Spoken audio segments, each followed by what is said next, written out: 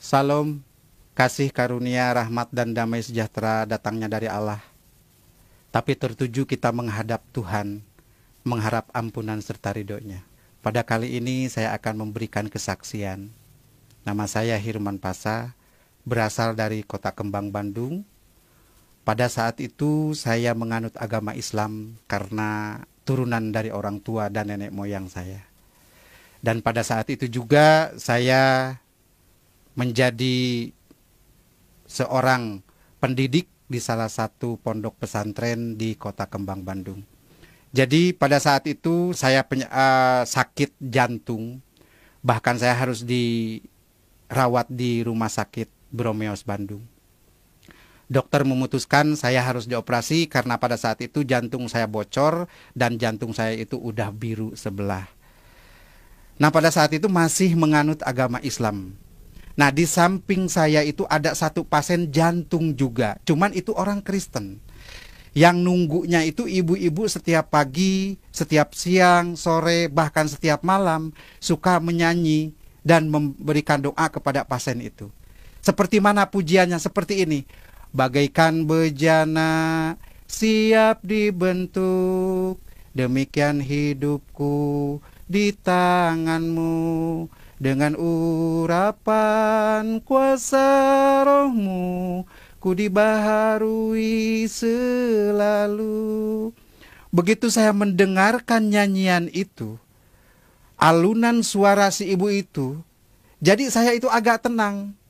Tapi saya yakin bahwa kata-kata si ibu itu akan menyembuhkan penyakit saya. Saya belum percaya waktu itu karena saya agama Islam, bukan agama Kristen. Tapi saya baru yakin. Nah, langsung di situ udah 2 hari kemudian pasien sebelah saya itu meninggal. Oh, berarti saya juga akan meninggal. Karena orang jantung itu jarang hidup kembali kalau udah masuk ICU. Tapi saya waktu di dalam ICU itu sadar tetap gitu. Mendengarkan pujian si ibu. Nah, udah langsung gitu saya bilang, "Bu, tolong doakan saya, Bu." Si ibu jawab, "Pak, saya orang Kristen, kan Bapak orang Islam." Saya bilang, "Gak apa-apa, yang penting saya sembuh, Bu." Didoakan. Langsung si ibu itu naruh tangan di dalam dada saya sambil berdoa, "Di dalam nama Tuhan Yesus Kristus kamu akan sembuh." Di situ penyakit saya itu bukan hilang, tapi rasanya agak sedikit mengurang. Langsung di situ saya diputuskan sama dokter itu harus dioperasi. Pada saat itu 2 hari kemudian langsung pasien sebelah saya itu meninggal. Wah, saya juga bakal meninggal gitu pikiran saya, karena di sebelah saya itu dia meninggal. Nah, udah 2 hari kemudian saya pas jatuh mau dioperasi, si ibu itu datang kembali. Kata si ibu itu kepada saya, "Pak, jangan takut, harus tenang, Tuhan pasti tolong."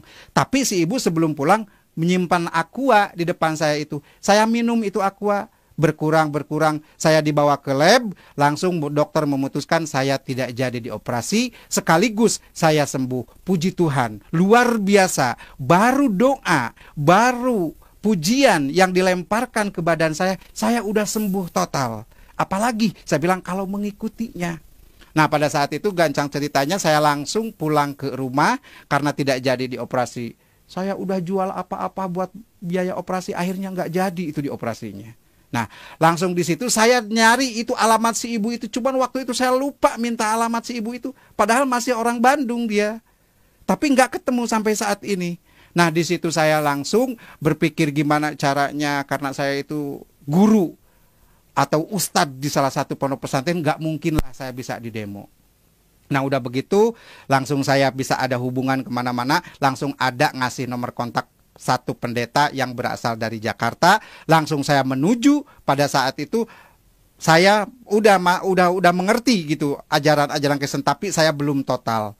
Nah, udah langsung saya tinggal di rumahnya pendeta di Jakarta sampai saat ini udah 10 bulan. Luar biasa, Tuhan Yesus menolong saya. Ada satu kenikmatan yang mengikuti ajaran Tuhan Yesus Kristus, ada satu keistimewaan yang kita rasakan pada saat kita dibaptis. Saudara pernah dibaptis? Apa yang rasakan saudara pada dibaptis itu? Pengalaman saya waktu saya dibaptis oleh 2 pendeta. Ya, langsung begitu turun, masuk ke kolam baptisan, saya dibaptis, begitu ditenggelamkan, saya katanya pingsan. Padahal saya bukan pingsan, dibawa salah satu orang, tapi yang saya nggak kenal, ke satu tempat yang luar biasa indahnya. Burung-burungnya, air-airnya, taman-tamannya indah sekali. Nah, pada saat itu saya pingsan katanya karena waktu dibaptis itu. Nah, di situ saya sama satu orang yang tidak dikenal itu dikasih kenang-kenangan atau dikasih bingkisan. Sampai saat ini belum ketemu. Apa sih artinya itu? Nah, udah begitu langsung saya, namanya pendeta yang satu udah agak tua, yang satu juga walaupun muda dia gemuk. Saya badan gede, langsung ditarik dari kolam baptisan ke atas karena saya pingsan, ya kayak ngangkat karung gitu, gitu kan. Jadi badan saya itu biru semua. Nah, puji Tuhan, begitu saya sadar, begitu saya siuman dari pingsan, saya mencari barang yang dikasih orang yang tidak dikenal itu tidak ketemu. Saya tanya kepada semua orang di situ, pada bengong semua. Jadi apa sih yang berbentuk buku bukan, berbentuk Alkitab juga waktu saat itu saya belum mengenal benar. Nah, langsung saya setelah dibaptis, langsung saya kembali lagi ke rumahnya Pak Pendeta. Jadi sampai saat ini saya sudah 10 bulan di rumahnya Pak Pendeta. Luar biasa Tuhan menolong saya. Cobaan, kritikan dari keluarga, bahkan sekaligus saya dibuang dari keluarga, bahkan istri tercinta satu pun minta dicerai, anak pun sampai saat ini tidak ada komunikasi dengan saya. Tapi bagi saya nggak apa-apa. Yang penting saya punya Bapa, yang penting saya punya juru selamat. Karena waktu di dalam dulu itu tidak ada juru selamat. Ada juga sapaat. Ya, kalau sapaat itu kalau orang mau sapaat, di sapaatan. Kalau juru selamat itu beda. Semua orang mengikuti dia pasti jalan. Mungkin ini yang dinamakan Shirathul Mustaqim, jalan kebenaran. Saya pernah pernah membaca di dalam satu kitab Tizan Daruri. Kalau di dalam Islam itu tauhid. Ya, kalau di dalam Kristen itu adalah teologi ketuhanan. Di situ di dalam Tijan dikatakan la ilaha illallah iku maujud, la ilaha illallah iku ma'bud. Kalau orang di masjid kan suka baca itu. La ilaha illallah, tiada Tuhan selain Allah, iku maujud, yang berbentuk. La ilaha illallah iku ma'bud, tiada Tuhan selain Allah kecuali untuk diibadahan. Jadi kita ibadah itu kepada Tuhan yang berbentuk, wujudnya. Harusnya.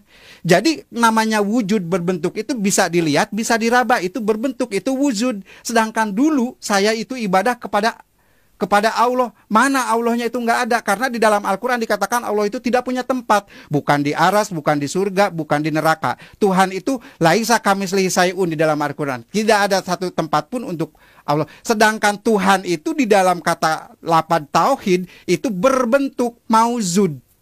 Nah di situ, oh jelas. Jadi sedikit-sedikit sampai saat ini saya menggali bahwa inilah jalan kebenaran. Luar biasa Ibu Bapak Saudara. Isa Al-Masih, juru selamat kita, itu adalah untuk menyelamatkan kita. Saya sudah 11 bulan berjalan mengikuti Tuhan Yesus Kristus atau Isa Al-Masih. Saya minta dukungan dan doanya. Semoga saya diberikan kekuatan dan kesabaran. Dan saya minta doanya juga dari semua pihak untuk Pak Pendeta yang mengurus saya dan keluarganya. Semoga beliau ini diberkati. Jadi saya menghimbau, pesan dari saya, yang sudah mengikuti Isa Al-Masih dari kecil, jangan sampai jadi mualaf. Rugi banget. Kita tadinya dari naik taksi, naik ke beca. Memang semua juga kendaraan, tapi rugi banget gitu. Jadi tetap kita sampai mati pun, sampai kemanapun, sampai tua pun, diberikan cobaan apapun, kita harus kuat mengikuti Isa Al-Masih. Karena Isa Al-Masih adalah is the best bagi kita, juru selamat bagi kita semua. Saudara yang terkasih, mungkin inilah yang saya perlu sampaikan. Jadi pesan dan kesan bagi saya untuk semua, yuk mari kita pegang kuat-kuat. Jangan sampai kita jadi mu'alaf. Tuhan memberkati.